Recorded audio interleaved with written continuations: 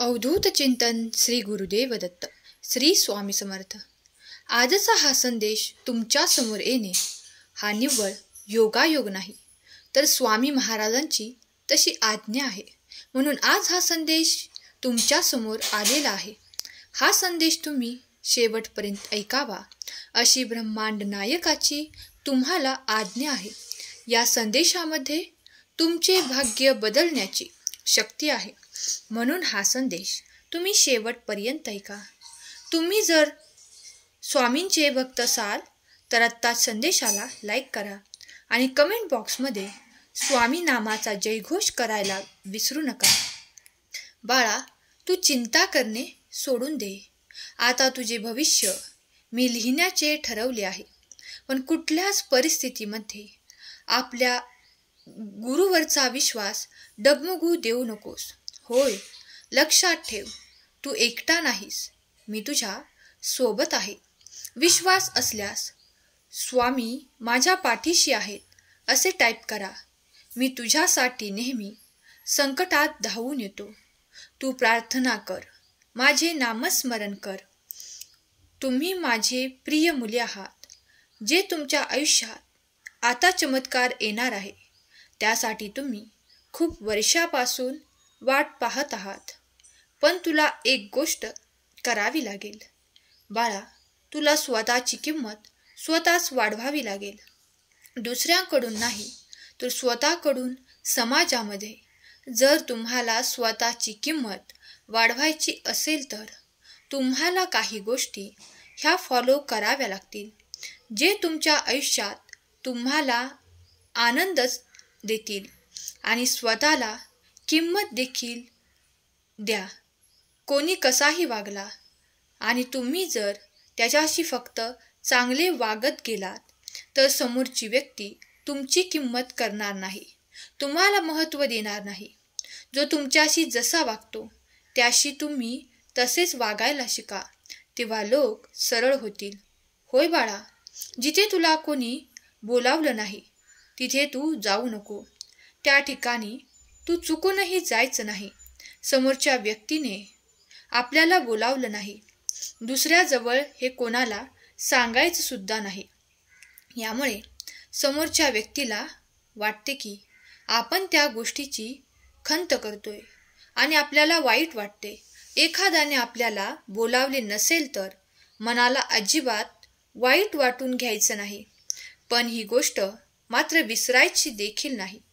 त्यांची वेळ आहे, उद्या तुमचीही वेळ येणार आहे, त्यामुळे आपण देखील त्या व्यक्तीशी तसेच वागायचे। पण यासाठी तुम्ही सर्वात आधी स्वतःचा आदर करायला शिकायला पाहिजे। जर तुम्ही स्वतःचा आदर केला नाही तर लोक देखील तुमचा आदर करणार नाहीत बाळा।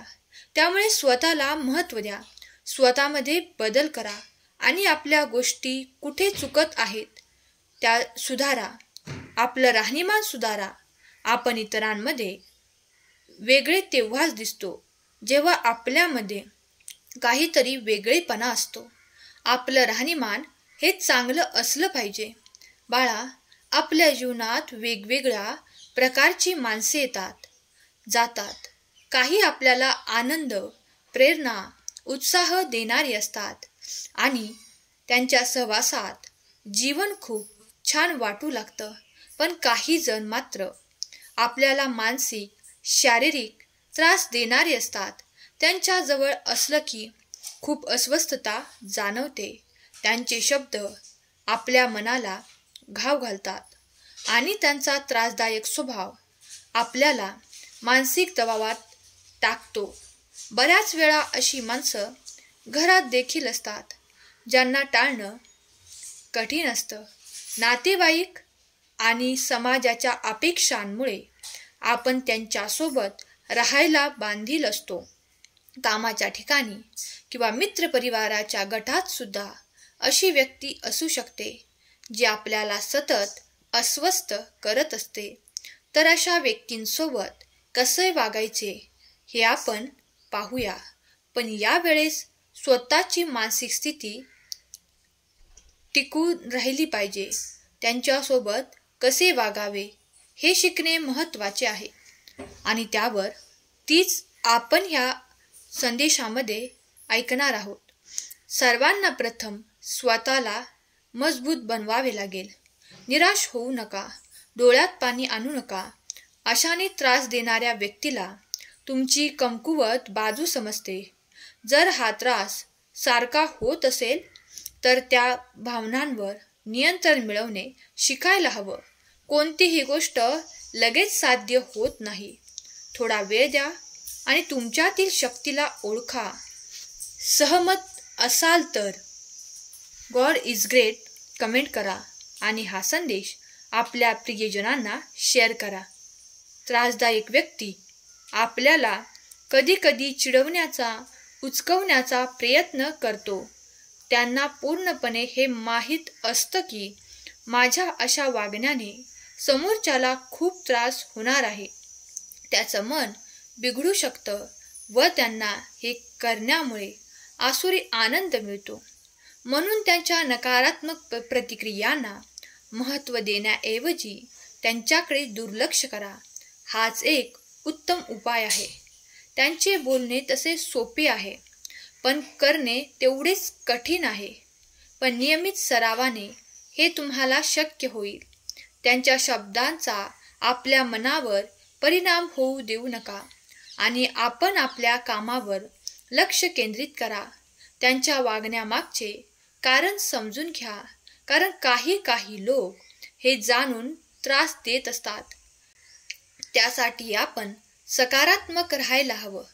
जीवनातील आनंद आपण हरवता कामा नये, निराश होता कामा नये. असे होऊ देऊ नका. ध्यान करा, योगा करा, आवडते छंद, पुस्तके वाचा किंवा स्वामी महाराजांचे नामस्मरण करत राहा. नक्कीच तुमच्या मनाला शांतता मिळेल. आपल्याला जे करायला आवडते ते करा. त्यामुळे आपल्या मनाचे सकारात्मकता टिकून तुम्ही ठेवू शकता.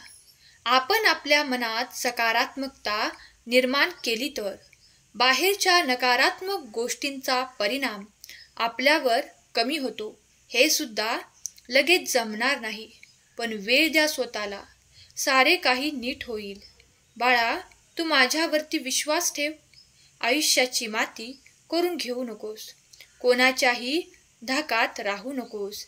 उठ, कामाला लाग. स्वतःमधील आळस झटकून टाक. सतत चिंता करणे, काळजी करणे सोडून दे बाळा. होय, आता तुझी गरिबी कायमची दूर होणार आहे. कायमची मुक्तता मिळवून देणारा हा संदेश तू लाईक कर आणि चॅनलला सबस्क्राईब कर. बाळा, समजुतीने संवाद ठेव. काही वेळा समजूतदारपणे संवाद साधणे हे सुद्धा समस्येचे निराकरण करू शकते. त्यामुळे तू नंतर पश्चाताप करण्यापेक्षा पहिलेच विचार करून बोल. होय बाळा, काही गोष्टी जर तू स्वतःमध्ये अंगीकारल्या तर आयुष्यभर तुमची माफी ते मागत फिरतील. हेच ते लोक ज्यांनी तुम्हाला त्रास दिला आहे. बाळा, तू माझा भक्त आहेस. मी तुझ्यावर खूप प्रेम करतो. तुमचे कल्याण करून तुमच्यासाठी संपत्ती, वैभव आणि आनंद देऊन तुमच्या नात्यातील गोडवा, आनंद, प्रेम, आपुलकी, जिव्हाळा तुम्हाला प्राप्त हो.